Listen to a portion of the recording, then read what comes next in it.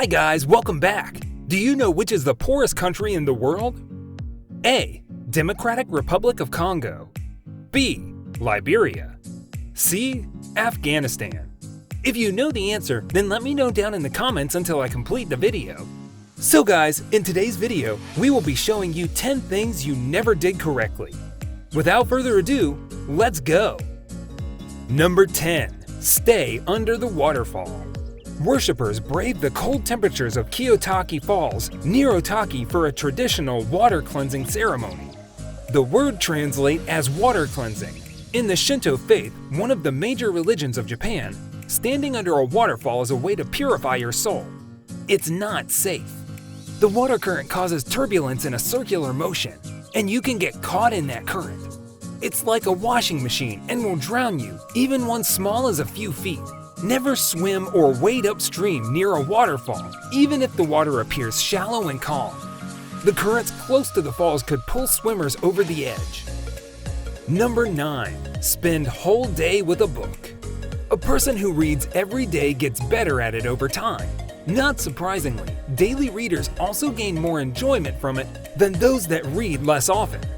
It can even improve memory and critical thinking skills, and activities like reading have been linked to lower risks of Alzheimer's disease. On average, most days I read about 2 hours a day. Depending on how into the book I am, that can be a lot more or a bit less. I don't watch TV much, so I read a couple of hours in the evening, and on my commute to and from work, probably another hour. Book reading an hour or two a night before bed. Number 8. Run a marathon. Running a marathon is a pretty big deal, and one you should already be incredibly proud of. It's also one to be celebrated, preferably with a good friend and very good food. But it's very difficult. The fact is, anyone can run a marathon, literally anyone. If they follow a proper training program and even more, most people can probably predict their finish time within 10 minutes if they train diligently. Prepare for a long and painful recovery if you didn't train properly, Fures says. Running a marathon without training can send you to the hospital and cause muscle strain, stress fractures, and long-term joint damage. Number 7. Give away your food to homeless person. It is a good act to give food to homeless people. In terms of food, canned foods in good condition and dry, non-perishable goods like rice are great items to donate, while perishable foods like bread and milk are not. Many organizations that distribute food to the homeless also have infrastructure and programs in place to distribute clothing and other items. When you're giving food to food banks and other nonprofit organizations, you're protected from criminal and civil lawsuits by the Bill Emerson's Good Samaritan Food Donation Act, a federal law signed by President Bill Clinton in 1996. If you are enjoying the video, then make sure to hit the like button and subscribe to the channel for more amazing videos just like this. Number 6. Start doing yoga. It's very helpful for you to do yoga in your life. Technically, you can learn to do yoga by yourself. However, you will spend more time and money doing so to become a skilled practitioner and run a great risk of injury. The best approach when learning yoga on your own is to find a high-quality online course.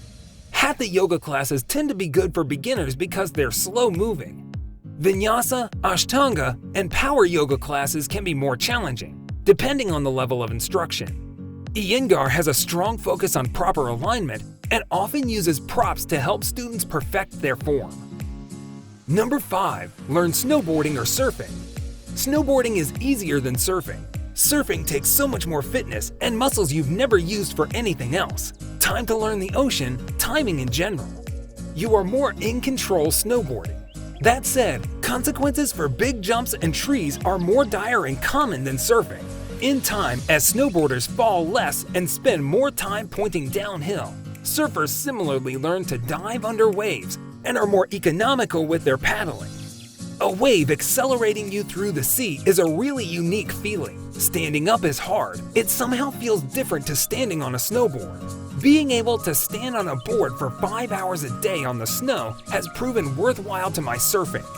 Although the two sports are very different, most surfers that give snowboarding a go take to it quite easily.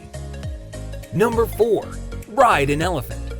I would rather ride an elephant because it would stomp on anything in its path, and if I get hot or want a drink, The elephant will give me water. I'd rather ride an elephant because elephants are cool and big, and I like elephants. African elephant rides are an outstanding experience for the young and the young at heart. We are one of the few zoos in the United States to offer an African elephant ride with an opportunity for hands-on interaction. Riding elephants does not hurt the elephant. However, this is false. Many of the riding elephants we have rescued have spine problems and terrible wounds on their backs from carrying heavy loads. Keep in mind that an elephant is not a pet. They are not bred to crave human affection like domesticated dogs. That being said, individual preferences vary from elephant to elephant. Some love a scratch under the chin. Number 3. Climb a mountain. Mountaineering, also called mountain climbing, the sport of attaining or attempting to attain high points in mountainous regions, mainly for the pleasure of the climb. Climbing mountains will teach you patience, persistence, and gratitude. Climbing a mountain is the furthest thing from easy. Long stretches of constant vertical climbing can be the most exhausting and hardest thing you do. Not only the physical difficulties, but also the mental difficulties will also test you. Mountain fitness is the ability to move efficiently and safely over mountainous terrain, even rocky surfaces, and endure continuous uphill movement for the hours it will take to get to the top. And it's not enough to just get to the top of the mountain. You need to have the strength left to get back down safely. Number 2. Learn foreign language. It is very hard to learn foreign language. Mandarin is one of the few languages ranked as the most difficult to learn for English speakers by Foreign Services Institute. The alphabet is made of very elaborate characters, the language is tonal, there are a lot of idioms, and the ability to speak the language doesn't help you read it. FSI research indicates that it takes 480 hours to research basic fluency in Group 1 languages and 720 hours for Group 2 to 4 languages. If we are able to put in 10 hours a day to learn a language, then basic fluency in the easiest languages could take 48 days, and for difficult languages, 72 days. Number 1. Swim in winter. Winter swimming can be dangerous to people who are not used to swimming in very cold water. After submersion in cold water, the cold shock response will occur, causing an uncontrollable gasp for air. This is followed by hyperventilation, a long period of more rapid breathing. Being exposed to people suffering from the common cold can cause us to become sick, but simply being exposed to cold air temperatures does not. For swimmers, this should be taken a step further. Being wet in cold weather doesn't cause someone to become infected with the common cold virus. So guys, let me know down in the comments section below, did you ever do any of these correctly? And the answer of the question that I asked at the beginning of the video is Democratic Republic of Congo. For more interesting content, give this video a thumbs up and don't forget to subscribe to the channel for more awesome content. Have a nice day, and I will see you in the next video.